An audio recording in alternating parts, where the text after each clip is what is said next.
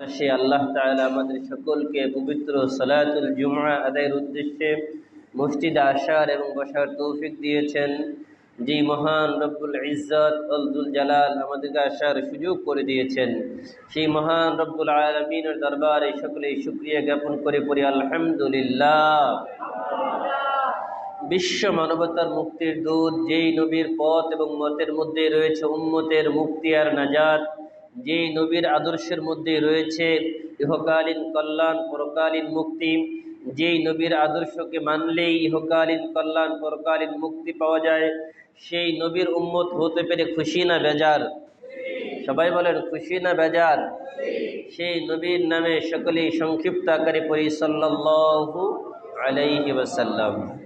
মুহতারাম সম্মানিত মুসল্লিয়ান কিরাম, আল্লাহ পাক রব্বুল আলামিন আমাদেরকে সুস্থ শরীরে জুমআর নামাজ আদায়ের জন্য আসার তৌফিক দিয়েছেন, এই জন্য আরেকবার পড়ি আলহামদুলিল্লাহ। সম্মানিত প্রিয় উপস্থিতি, আল্লাহ পাক রব্বুল আলামিন দুনিয়া সৃষ্টি করেছেন। আল্লাহ পাক রব্বুল আলামিন দুনিয়া সৃষ্টি করার পরে এই দুনিয়াতে আদম আলাইহিস সালাতু ওয়াস সালামকে পাঠিয়েছেন।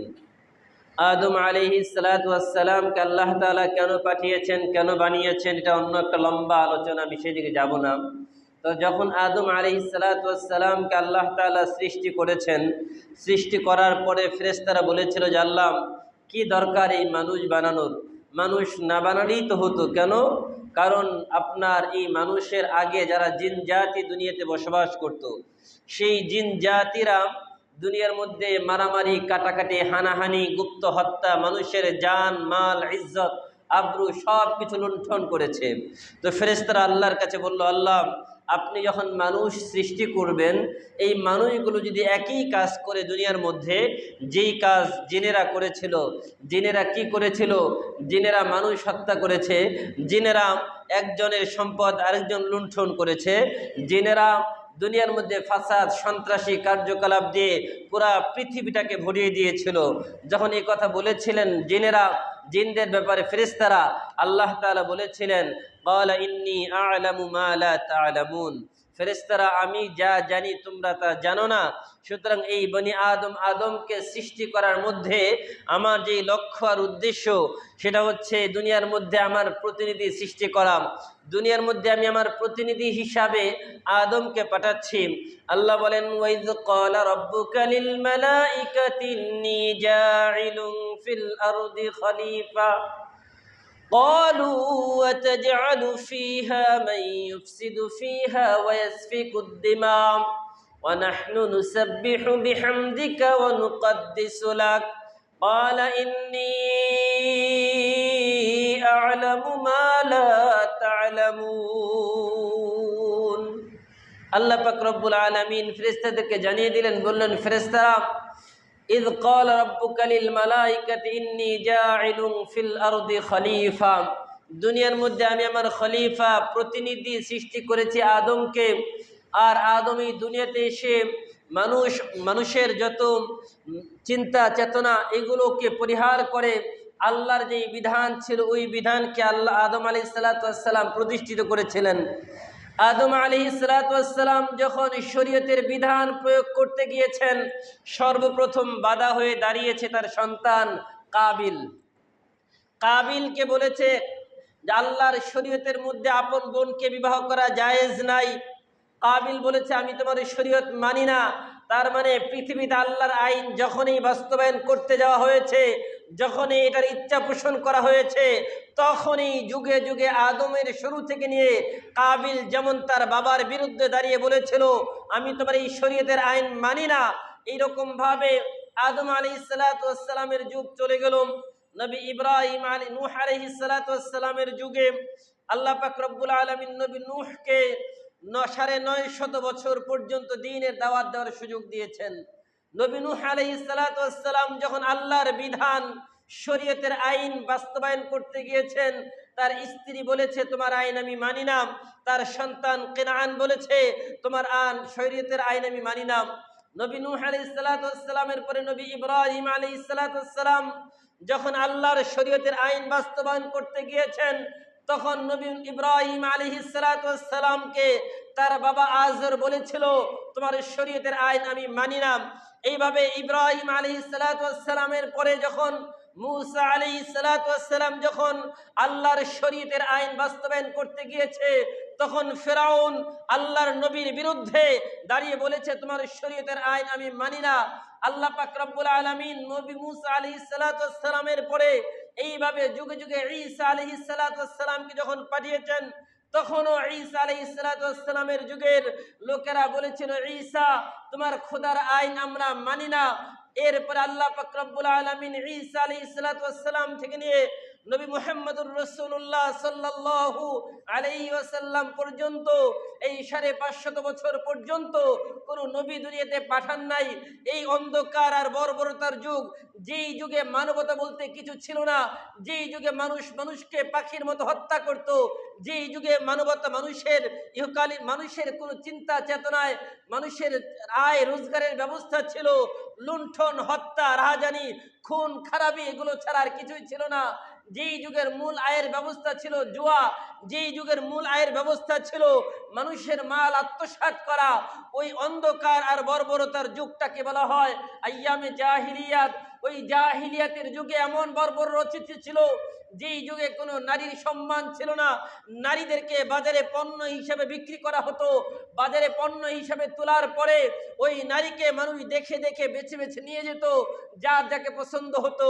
আবার যখন পছন্দ হতো না, তাদেরকে টিস্যুর মতো ছুঁড়ে ফেলে দিত। এমন একটা বর্বরতার যুগ ছিল।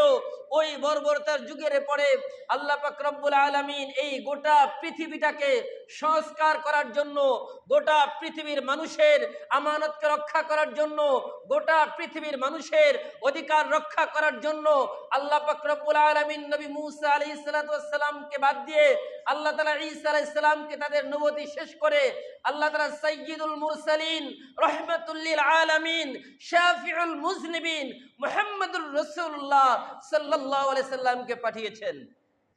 নবী মুহাম্মদুর রাসূলুল্লাহ সাল্লাল্লাহু আলাইহি সাল্লাম দুনিয়াতে আগমন করেছেন। আল্লাহ পাক রব্বুল আলামিনের হাবিব যখন দুনিয়াতে এসেছেন, নবী আলাইহিস সালাতু ওয়াস সালামের দুনিয়াতে আগমনের সাথে সাথেই ফিরআউনের কবল যা ছিল সব ধ্বংস হয়ে গেছে। পারস্যের যে 700 বছর থেকে 1000 বছর থেকে যে অগ্নি পূজা করতেছিল, যে আগুন শিখা প্রজ্বলন কেন্দ্র যেটা ছিল, যেখানে আগুন দাও দাও করে জ্বলতো 1000 বছর থেকে, সেই আগুন ধপ করে নিভে গিয়েছে। সমস্ত সাগরের পানি শুকিয়ে গিয়েছে। তাদের যেই রাজমহল ছিল, ওই রাজ সিংহাসন থেকে রাজমহলের সিঁড়িগুলো কাঁপতে কাঁপতে ভেঙে চুরমার হয়ে পড়ে গেছে। তারা চিন্তা করলো কি ব্যাপার, কোনো ঘূর্ণিঝড় নাই, সুনামি নাই, আইলা নাই, কোনো কিচ্ছু নাই, এরপরে আমাদের রাজমহল ভাঙলো কিভাবে? আমাদের এই অগ্নিশিখা এটা 1000 বছর ধরে জ্বলছে, এটা নিভলো কেন? তার মানে আল্লাহর পক্ষ থেকে সংবাদ দেওয়া হয়ে গেছে নবী মুহাম্মদুর রাসূলুল্লাহ দুনিয়াতে আগমন করেছেন, আর বাতিল টিকতে পারবে না।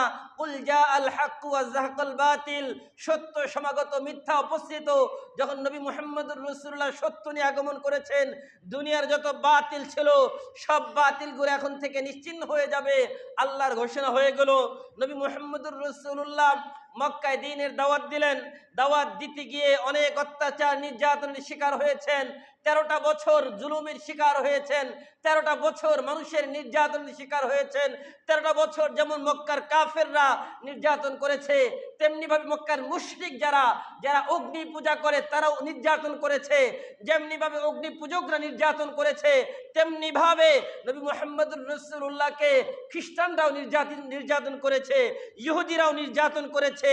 নির্যাতনের উপর নির্যাতনের এইরকম স্টির রোলার যখন আল্লাহর নবীর উপরে চলেছে, ওই সময় আল্লাহ পাক রব্বুল আলামিনের পক্ষ থেকে নবীকে বলা হলো, নবী আপনি মক্কা ছেড়ে মদিনায় হিজরত করুন। নবী মুহাম্মদুর রাসূলুল্লাহ মক্কা ছেড়ে মদিনায় হিজরত করলেন।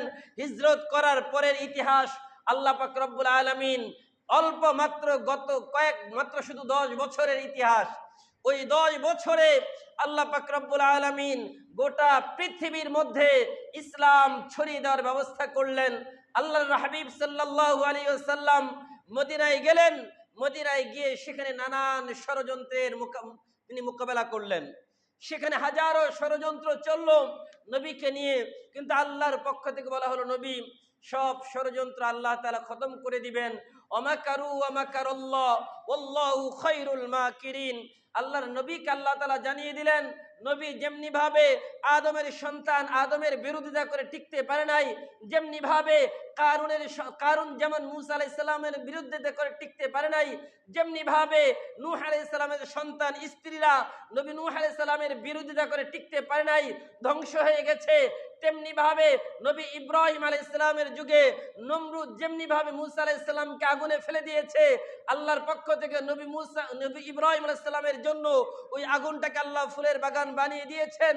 আমরা এই কথা এই জন্যই বলছি যে আল্লাহ তাআলা যুগে যুগে যত জালেম আছে ওই জালেমের ইতিহাস এক পক্ষে রাখেন, আর ন্যায় আর ইনসাফের ইতিহাস আরেক পক্ষে রাখেন। ন্যায় আর ইনসাফ যদিও একটু দুর্বল হয়, সাময়িকভাবে দেখতে একটু দুর্বল মনে হয়, কিন্তু যখন ন্যায় আর ইনসাফ প্রতিষ্ঠিত হয় তখন জালেমরা পালাতে বাধ্য হয়, ঠিক কিনা?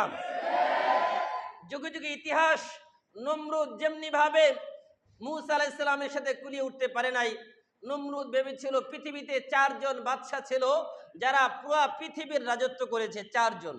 এর মধ্যে নমরুদ, বুখতে নাসর 2 জন কাফের, সুলাইমান এবং যুলকারনাইন এই 4 জন, 2 জন মুসলমান 2 জন কাফের। তো আল্লাহ পাক রব্বুল আলামিন নমরুদকে আল্লাহ তাআলা এমন ভাবে ধ্বংস করেছেন করে পুরা পৃথিবীর যত কাফের আছে এদেরকে মেসেজ দেওয়া হয়েছে, খবরদার, নবী মূসা আলাইহিস সালামের কিছুই নাই, নবী ইব্রাহিম আলাইহিস সালামের রাজ শক্তি নাই, তার মানে এটা ভাবার সুযোগ নাই যে রাজ ক্ষমতা থাকলেই সারা জীবন ক্ষমতায় টিকে যাব, এটা ভাবার কোনো সুযোগ আছে? কোনো সুযোগ নাই। ক্ষমতায় বসার পরে এক একজন মনে করে যে এই ক্ষমতা মনে হয় নিজের জন্য, সারা জীবনের জন্য বসে পড়েছি, কিন্তু এই ক্ষমতার মালিক কে বলেন তো সবাই? ক্ষমতার মালিক কে? আল্লাহ বলেন, কুলিল্লাহুম্মা মালিকাল মুলক তুতিল মুলকা মান তাশা ওয়া তানজিউল মুলকা মিম্মান তাশা ওয়া তুইজ্জু মান তাশা ওয়া তুযিল্লু মান তাশা বিয়াদিকাল খায়র ইন্নাকা আলা কুল্লি শাইইন কাদির।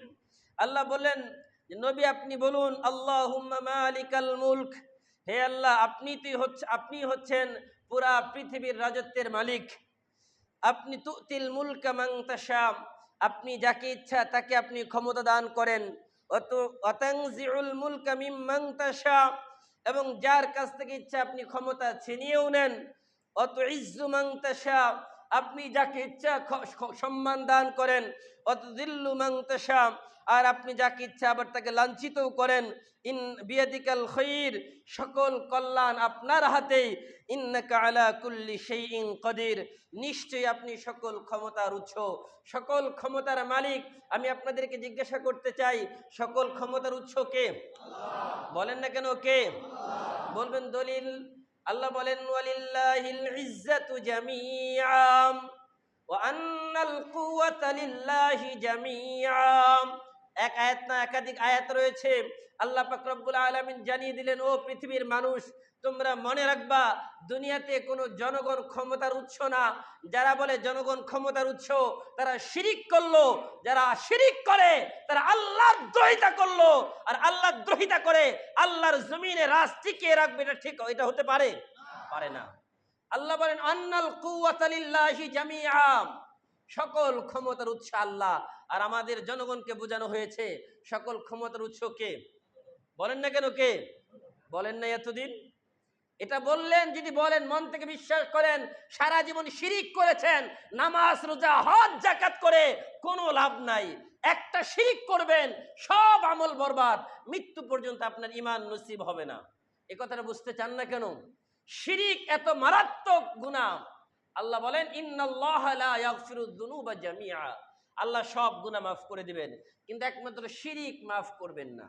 এই জন্য এই বিশ্বাস আমাদের রাখা যাবে। সকল ক্ষমতার উৎস কে? এখন আমি আপনাদেরকে বলতে চাই, এই যে স্লোগান সকল ক্ষমতার উৎস জনগণ, এটা আপনাকে শিখিয়েছে কে? এটা তো শিখিয়েছে মানব রচিত সংবিধান, কি ঠিক কিনা? যেই মানব রচিত সংবিধান আপনাকে শিরিকের দিকে ধাবিত করে, যেই মানব রচিত সংবিধান আপনাকে শিরির দিকে আকৃষ্ট করে, ওই মানব রচিত সংবিধান আর আমরা চাই? চান নাকি? আমি আমার অবস্থান থেকে বলছি, আমি মানব রচিত কোনো সংবিধান দিয়ে আর এই দেশ পরিচালনা হোক, এটা চাই না। কারণ আমরা গত 52টা বছর দেখেছি এই মানব রচিত সংবিধান দিয়ে দেশ পরিচালনা করেছে। শান্তিতে দূরের কথা, যেই দেশের অবস্থা ছিল তার থেকে আরো খারাপ হয়েছে, যেখানে মানুষের মূল্যবোধ নাই, যেখানে মানুষের জানমালের নিরাপত্তা দিতে পারে না, যেখানে মানুষকে অন্ধকার টুকুটুরির ভিতরে মানুষকে দিনের পর দিন মানুষকে হত্যা করা হয়, সেখানে ওই মানব রচিত সংবিধান আরো 52 বছর যদি দেখেন তারপরে শান্তি আনতে পারবে? এই শান্তি যদি একমাত্র চান সমাজের মধ্যে, আল্লাহু ইয়াদউ ইলা দারিস সালাম, আল্লাহ বলেন তোমরা যদি শান্তি চাও সমাজে, কোরআনের কাছে আত্মসমর্পণ করো। যারা বলে আমরা কোরআন দিয়ে সমাজ চালাবো, যারা বলে কোরআন দিয়ে সংসদ চালাবো, যারা বলে কোরআন দিয়ে আমরা ইউনিয়ন পরিষদ চালাবো, যারা বলে কোরআন দিয়ে আমরা উপজেলা চালাবো, যারা বলে কোরআন দিয়ে আমরা জেলা চালাবো, তাদেরকে সমর্থন করুন। আর আফগানিস্তানের মতো একটা দেশ চাই, যেই দেশ হবে ইমারতে ইসলামিয়া, যেখানে সকল বিধান হবে, সকল সংবিধান হবে কোরআন, আর ওই কোরআন অনুযায়ী সমাজ চলবে, সেখানে কোনো কারো অন্যায় হবে না। কোরআন যদি অন্যায়, কোরআন দিয়ে যদি বিচার করা হয়, কোনো দুষ্কৃতিকারী মাপ পাবে? কোরআনের বিচার যখন হবে, এখন তো বিচার মামলা দায়ের করেন, বছরের পর বছর পার হয়ে যায়, 2 বছর না, 5 বছর, 10 বছরও না।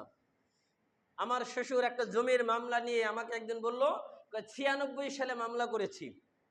বাবা, ওই 96 থেকে আজ পর্যন্ত মামলাটা চালিয়েছি। বললো, আমাকে একদিন হিসাব দিল, ওই মামলা চালাতে গিয়ে, জমির মামলা চালাতে গিয়ে আমার 1.5 কোটি টাকা গিয়েছে শুধু মামলা চালাতে গিয়ে।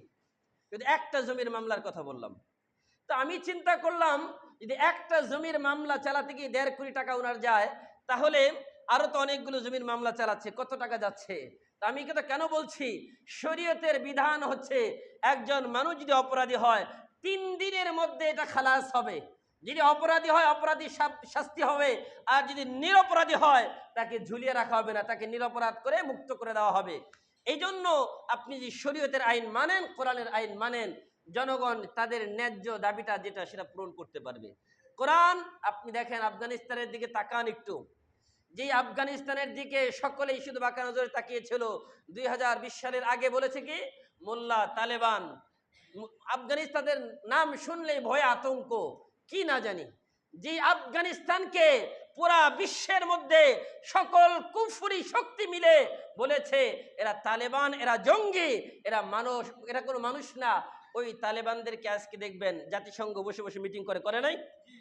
যেই জাতিসংঘ এতদিন বলেছে এরা সন্ত্রাস, ওই জাতিসংঘ এখন তালেবানদের সাথে বসে বসে মিটিং করে। তার মানে কি? তার মানে হচ্ছে তারা তাদের স্বার্থ যেখানে সেখানে কথা বলবে, আর যেখানে স্বার্থ নাই সেখানে কথা বলবে না। ইমারত ইসলামিয়া আফগানিস্তানের কথা এই জন্যই বলছি, মাত্র এই 4 বছরে এত উন্নতি তারা সাধন করেছে। এই 4 বছরে তারা বিভিন্ন গাড়ি বানিয়েছে। এই 4 বছরে আল্লাহ তাআলা এত খনিজ পদার্থ সম্পদ দিয়েছে, যেখানে তাদের সকল যত বৈদেশিক যত সম্পর্ক আছে, যত বৈদেশিক যত টাকা পয়সা আসার যত রাস্তা আছে, সব বন্ধ। কিন্তু আল্লাহ তাআলা ওই আফগানিস্তানের মাটির মধ্যে এমন এমন খনিজের ব্যবস্থা করে দিয়েছেন, যেই খনিজ পদার্থ দিয়ে তারা দিন দিন এত উন্নতি হচ্ছে। আমাদের বিশ্বাস, এবং গত কয়েকদিন আগের একটা নিউজ, আগামী 10 বছর পরে বিশ্বের যে 10টা শীর্ষ দেশ থাকবে, অর্থনৈতিক সমৃদ্ধ দেশ, তার মধ্যে একটা হবে আফগানিস্তান। পরে আলহামদুলিল্লাহ। ভাইরা আমার, আফগানিস্তানের জনগণ বলে কি জানেন? তারা তাদের নিউজগুলো যদি দেখেন বলবে যে আমরা ভালো আছি। বলবে দ্রব্যমূল্য, আমাদের যা দ্রব্যমূল্য ছিল তার 3 ভাগের 1 ভাগ, এখন 2 ভাগ নাই, কমে গেছে। বললো কেন? যারা গাড়ি চালক তারা বলে যে আমরা যখন গাড়ি দিয়ে মাল নিয়ে আসতাম, রাস্তায় রাস্তায় সব জায়গায় ট্যাক্স দেওয়া লাগতো, টুল টুল টুল নামে ট্যাক্স দেওয়া লাগতো। আমাদের দেশে আছে না নাই? কে বলেন? মনে হয় নাই। এইরকম চাঁদাবাজি, লম্পট, জাতচোর আমাদের সমাজে নাই? তো এরা কারা? এরাও তো ওই একই কোয়ালিটির মানুষ। সুতরাং এই সমাজকে যদি পরিবর্তন করতে চান, এই সমাজ যদি শান্তি চান, কোরআনের কাছে আত্মসমর্পণ করেন। যেই দল বলে কোরআন দিয়ে শাসন করব, ওই দলকে সমর্থন করেন। যারা এর বাহিরে করে, ওই একই তো হবে। আপনার মুদ্রার এপিট আর ওপিট যদি একই হয় তাহলে কি হবে? ভাইরা আমার, আমরা দেখছি গত কয়েকদিন থেকে মানুষের বাড়িতে হামলা করা হচ্ছে, আমরা দেখছি কারো দোকানপাটে হামলা করা হচ্ছে, আমরা দেখছি মানুষকে ধরে ধরে মারা হচ্ছে। আমি আপনাদেরকে বলতে চাই, যদি আপনি একই কাজ করেন, আগে যারা করেছে আপনার প্রতিশোধের আগুন আপনার ভিতরে ধাও ধাও করে চলছে। কিন্তু আল্লাহ তাআলা, আল্লাহ রাসূল সাল্লাল্লাহু আলাইহি সাল্লাম যখন তিনি মক্কা ছেড়ে মদিনায় গেলেন, মক্কা ছেড়ে যখন মদিনায় গেলেন, 10 বছর পরে যখন তিনি মক্কায় ফিরে আসলেন, তখন বিজয়ী নায়ক মক্কা তিনি দখল করলেন। যুদ্ধ ছাড়া, রক্তপাত হলো না। মক্কায় যখন আল্লাহ রাসূল 10,000 সৈন্য নিয়ে মক্কায় আসলেন, সকল কাফের নেতা যা ছিল সব পালিয়েছে, সব পালিয়েছে। সকল কাফের নেতারা পালিয়েছে এক একজন এক এক জায়গায়। আর এক নেতা তো মক্কার ওই কাবার যে চাদর ছিল গিলাফের ভিতরে গিয়ে প্রবেশ করেছে, তার পা তো বাহিরে। তো আল্লাহ তাআলা ওই অল্প সময়ের জন্য ওই জায়গায় হত্যাযোগ্য হালাল করে দিয়েছিলেন, সেখানে তাকে ধরে ওদের হত্যা করা হয়েছে। আল্লাহ রাসূল সাল্লাল্লাহু আলাইহি ওয়াসাল্লাম যখন মক্কায় ঢুকেছে, সকল কাফের নেতারা পালিয়েছে। আল্লাহ রাসূল 17 জনের নাম ঘোষণা করলেন যে এই 17 জনকে যেখানেই পাবে সেখানেই তাদের হত্যা করে ফেলবে। এর মধ্যে কিছু ছিল যারা কবি, যারা ইসলামের নামে বিভিন্ন কবিতা রচনা করেছেন। কিছু ছিল যারা অর্থনীতিবিদ, যারা আল্লাহ রাসূলের নামে বিভিন্ন কুৎসা রটনার জন্য অর্থ দিয়ে সহযোগিতা করেছেন। কিছু ছিল যারা রাষ্ট্রের প্রধান দায়িত্বশীল। আল্লাহ রাসূল বলেছেন এই 17 জনকে যেখানেই পাবে সেখানেই হত্যা করবে। ভাইরা আমার, আমরা আল্লাহ রাসূল ওই দিন যা বলেছেন আমরা তাই বলবো। আল্লাহ রাসূল বলেছিলেন, আল্লাহর পক্ষ থেকে পয়গাম এসেছে, লা তাসরিবা আলাইকুমুল ইয়াউম। আজ কারো বিরুদ্ধে কোনো অভিযোগ নাই, আজ কারো বিরুদ্ধে কোনো অভিযোগ নাই। ইয়াগফিরুল্লাহু লাকুম, আল্লাহ তাআলা তোমাদের ক্ষমা করুন, আমিও তোমাদের ক্ষমা করে দিলাম। আমরা যদি উম্মতি মুহাম্মদী হই তাহলে একজন আরেকজনের প্রতি এরকম আমাদের আক্রোশ রাখবো না, আমরা আরেকজনের প্রতি এরকম বিদ্বেষী মনোভাব রাখবো না, কেউ কারো উপরে হামলা করব না, কেউ কারো উপরে জুলুম করব না। একজন যদি জুলুম করে সে জালেম হয়েছে, আপনি মাজলুম হয়েছেন। এখন যদি আপনি তার উপরে জুলুম করেন, আপনি কোন কাতারে থাকলেন ভাই বলেন তো আপনি? তা আপনিও তো জালেমের কাতারে ঢুকে গেলেন, তাহলে তার মধ্যে আর আপনার মধ্যে পার্থক্য কোথায়? আপনি তো নিজেকে দাবি করছেন আগামী দিনের আমি কর্ণধার, আগামী দিনের কর্ণধার নিজেকে দাবি করেন যে আগামী দিনে দেশ চালাবো, আগামী দিনের দেশের ক্ষমতা নেব। কিন্তু আপনিও যদি একই কাজ করেন তাহলে যারা এতদিন জুলুম করেছে তাদের মধ্যে আর আপনার মধ্যে পার্থক্য কোথায়? জনগণ কাকে বাছাই করবে বলেন? বাছাই করার সুযোগ আছে? বাছাই তাদেরকেই করতে হবে, এক কথা সাফ কথা, যারা কোরআন দিয়ে শাসন করবে, ঠিক কিনা? কারণ কিয়ামতের ময়দানে আল্লাহর কাছে জবাব দিতে হবে আপনি কোন নেতার পেছনে দৌড়িয়েছেন। রব্বানা সাদাতানা ওয়া কুবারানা ফাদাল্লুনা সাবিলা। যে নেতা আপনাকে বলে যে মানুষকে ধরো ধরো মারো, ওই নেতার পেছনে যাওয়া যাবে? যে নেতা আপনাকে বলে তুমিও কামাও আমিও কামাই, আমার পেটে ভরুক তোমার পেটে ভরুক, তোমারও ব্যাংক ব্যালেন্স জমা হোক আমারও ব্যাংক ব্যালেন্স জমা হোক, কোনো অসুবিধা নাই, আর পুলিশ প্রশাসন যা দেখা লাগে এগুলো আমি দেখব, ওই নেতার পিছনে দৌড়ানো যাবে? যেই নেতা বলে যত অশ্লীলতা করতে চাও করো, কোনো অসুবিধা নাই, যত নারীর ইজ্জত হানি করতে চাও করো, কোনো অসুবিধা নাই, থানা প্রশাসন যা দেখা লাগে আমি দেখব, ওই নেতার পিছনে যাওয়া যাবে? যেই নেতা নামাজের সময় হলে নামাজে আসে না, মসজিদ থেকে আরো দূরে সরে যায়, যেই নেতা মানুষের দাড়ি দেখলে অ্যালার্জি হয়, ওই নেতার পিছনে যাওয়া যাবে রে? কি বলেন, যাওয়া যাবে? এমন নেতা নাই? দাড়ি দেখলে অনেকের অ্যালার্জি শুরু হয়ে যায়, দাড়ি দেখলে কই জামাত শিবির। কি বলেন, এমন স্লোগান আছে না নাই? আরে ভাই, জামাত শিবিরই কি দাড়ি রাখে? আওয়ামী লীগের অনেক ভাইরা দাড়ি রাখে না। তাহলে কেন আল্লাহ রাসূলের এই সুন্নতের উপরে এরকম আক্রমণ করা হয়?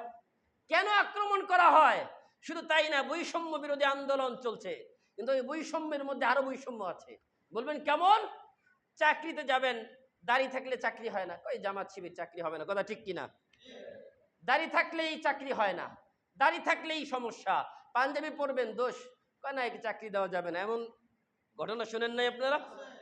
এইগুলো কি বৈষম্য নাকি মানুষের মধ্যে সমতা? এই বৈষম্য দূর করতে হবে সমাজ থেকে। এখন বৈষম্য বিরোধী আন্দোলন করতে গিয়ে সকল বৈষম্যের মধ্যে হাত দিতে হবে। আমরা শুধু নিজেদের মধ্যে বৈষম্য করবো এমনটা নয়, এবং যারা অমুসলিম রয়েছে তারাও আমাদের কাছে আমানত। কোনো অমুসলিমের গায়ে হাত দিবেন না কেউ, কোনো অমুসলিমের কোনো মন্দিরের মধ্যে কেউ আক্রমণ করবেন না।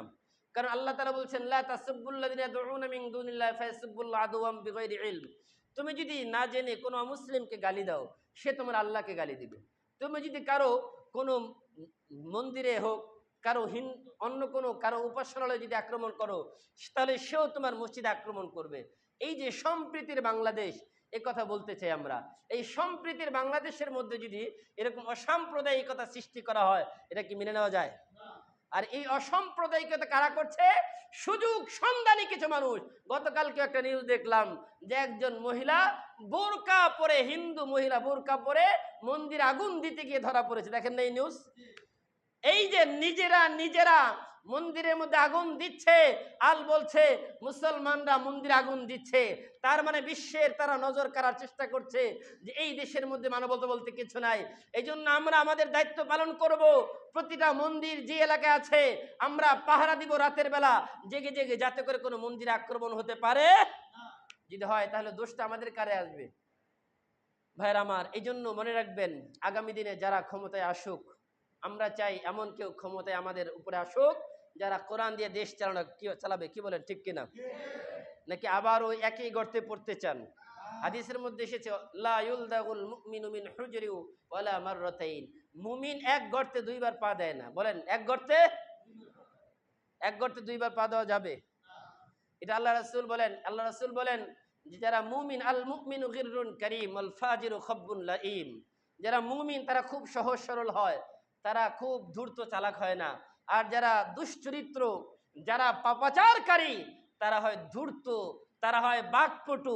আল্লাহ রাসূল এক হাদিসের মধ্যে বলেন যারা মুনাফিক তারা সবথেকে বাকপটু, তাদের সাথে কথাই পারা যায় না। এই জন্য মুমিনরা তো সাদা সিধা হয়, তারা একদম সহজ সরল হয়, তাদের জীবনটাও সহজ সরল। এই জন্য তবে মুমিন কখনো ধোঁকা খায় না এবং ধোঁকা দেয়ও না। বলেন, মুমিন কখনো কি করে না? ধোঁকা খায় না এবং কাউকে ধোঁকা দেয় না। এই জন্য নিজেরা কাউকে ধোঁকা দিব না, নিজেও ধোঁকায় পড়বো না। এটা হচ্ছে মুমিনের একটা গুণ। কারণ আল্লাহ পাক রব্বুল আলামিনের যে আয়াত আমি পড়েছি আপনাদের সামনে, আল্লাহ বলেন ইউরিদুনা লিইউতফিউ নূরাল্লাহি বিআফওয়াহিহিম ওয়াল্লাহু মুতিম্মু নূরিহি ওয়ালাউ কারিহাল কাফিরুন। আল্লাহ পাক রব্বুল আলামিন বলেন তারা চায় ইউরিদুন আন ইউতফিউ নূরাল্লাহ, আল্লাহর দ্বীনের নূরকে নিভিয়ে দিতে মুখে ফু দিয়ে।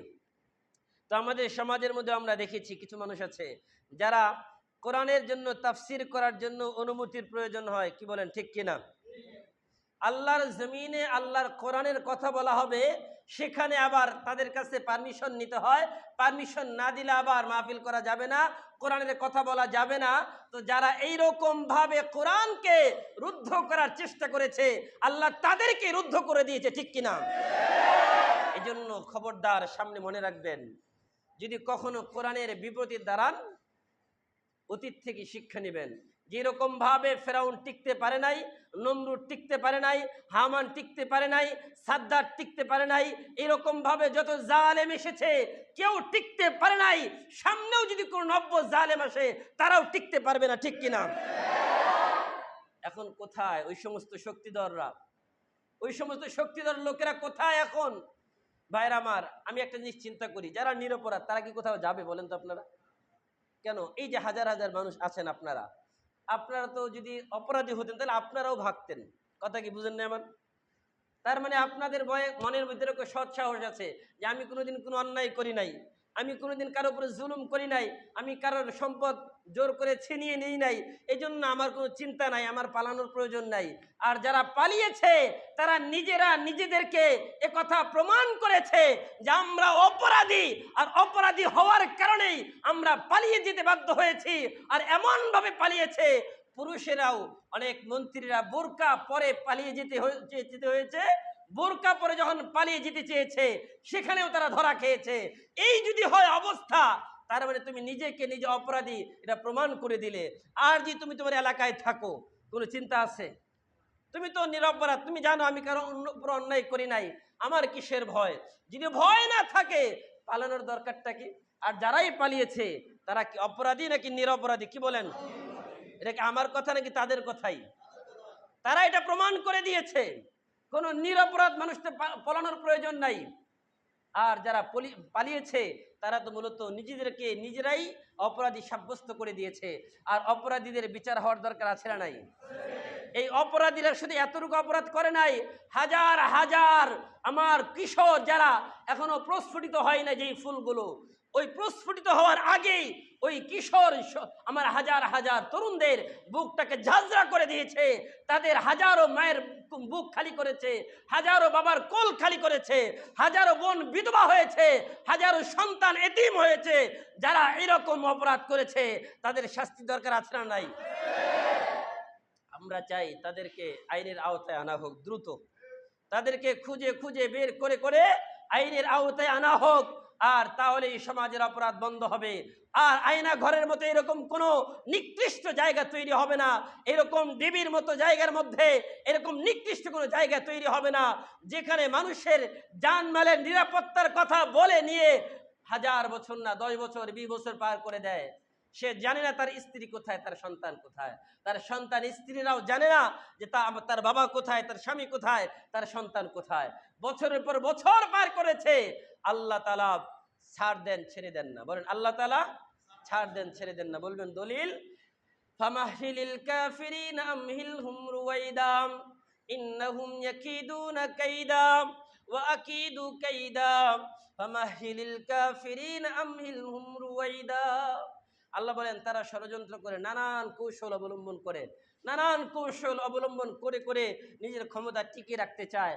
এই ক্ষমতা টিকিয়ে রাখতে গিয়ে কাউকে দলবাজি করতে হয়, এই ক্ষমতা টিকিয়ে রাখতে গিয়ে কখনো স্বজনপ্রীতি করে যার যে পদমর্যাদা ছিল তাকে সেখান থেকে সরিয়ে আরেকজন নিম্ন পদস্থ কর্মকর্তাকে উপরের পদে পদ দিতে হয়।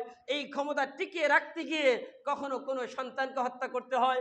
এই ক্ষমতা টিকিয়ে রাখতে গিয়ে গণভবনের মতো জায়গার ভিতরে গণকবর রচিত করতে হয়, ঠিক কিনা? গণভবন একটা নিরাপদ জায়গা যেখানে আমাদের দেশের প্রধানরা বসবাস করে।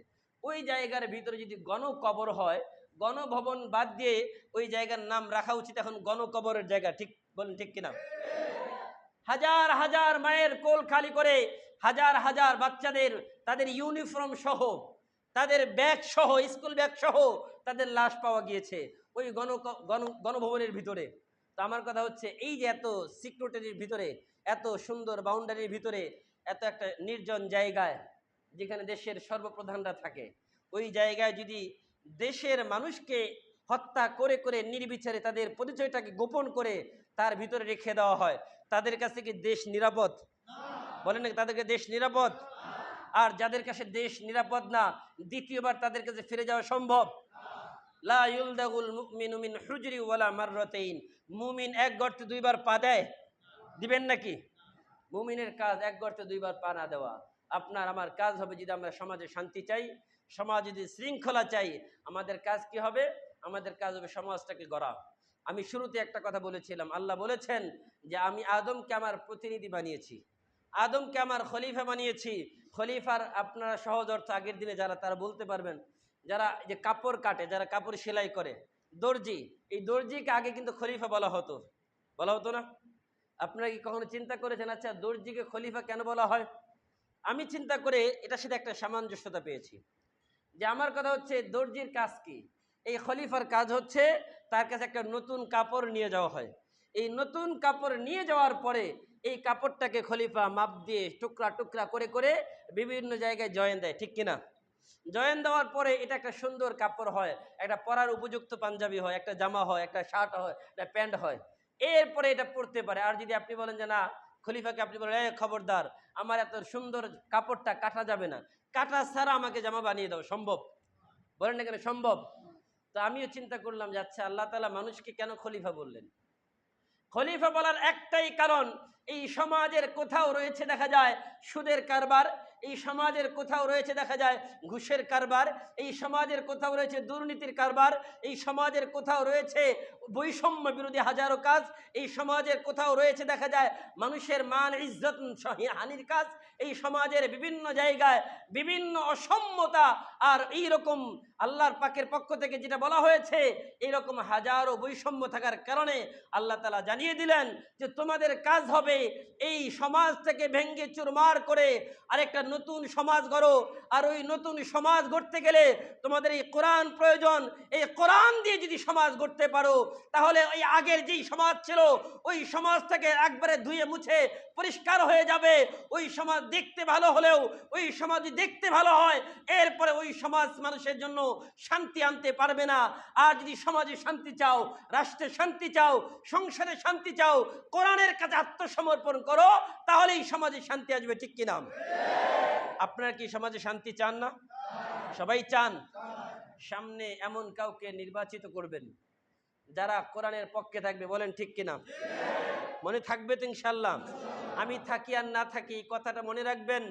যেখানেই যাবেন মনে রাখবেন যে আপনি যেখানেই যাই, আমরা কোরআনের সাথে ছিলাম, আছি, ভবিষ্যতেও থাকবো। বলেন ইনশাল্লাহ। থাকবেন তো ইনশাল্লাহ? এই কোরআনের সাথে থাকতে গেলে কিন্তু কখনো কখনো জেলেও যেতে হয়, হয় না? হাজারো আলেম ওলামারা জেলে গিয়েছে, যায় নাই?